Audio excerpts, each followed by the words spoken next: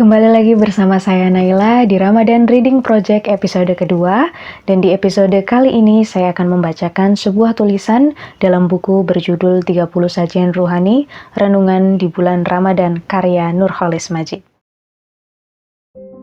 Rasulullah SAW bersabda, "Barang siapa tidak bisa meninggalkan perkataan kotor dan terus mengerjakannya, maka sesungguhnya Allah tidak memiliki kepentingan dengan amalan puasanya."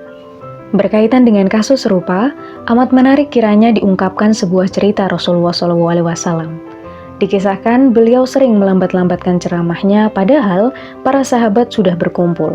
Dan kejadian semacam itu dilakukan Rasulullah berkali-kali sehingga akhirnya para sahabat pun tidak sabar ingin mengetahui ada apa di balik perbuatan Rasulullah tersebut.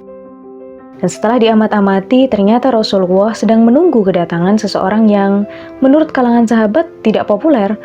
Orang yang dinantikan Rasulullah itu kemudian datang dan menenteng sandalnya untuk masuk ke dalam masjid, duduk bersama para sahabat yang sedang menunggu.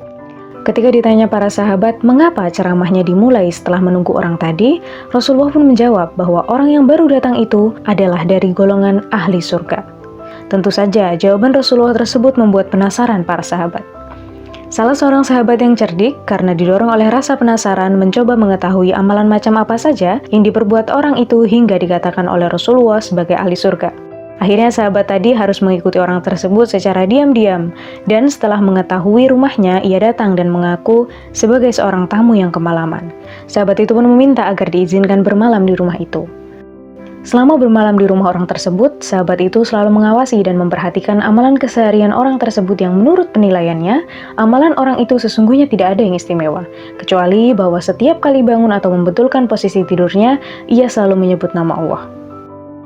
Setelah dirasa cukup, akhirnya sahabat tadi dengan jujur membuka rahasianya bahwa ia sebenarnya hanya ingin mengetahui amalan apa saja yang dilakukan orang tersebut karena Rasulullah menyebut dia dari golongan ahli surga.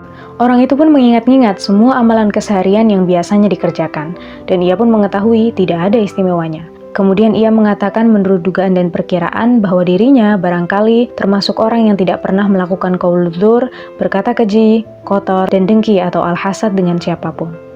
Perlu disadari bahwa perbuatan dengki yang kelihatannya sepele sebenarnya justru merupakan perbuatan yang sangat berbahaya. Dengki merupakan gejala permusuhan psikologis secara sepihak yang sangat berbahaya, karena orang yang didengki tidak mengetahui dan dapat berakibat fatal. Dalam Al-Quran, perbuatan dengki dinyatakan sebagai perbuatan yang diwanti-wantikan agar dijauhi. Orang beriman pun dianjurkan meminta perlindungan dari serangan dengki, sebagaimana difirmankan, dan dari kejahatan orang-orang yang dengki apabila ia dengki. Quran Surat Al-Falaq ayat 5. Terima kasih dan sampai jumpa di episode selanjutnya.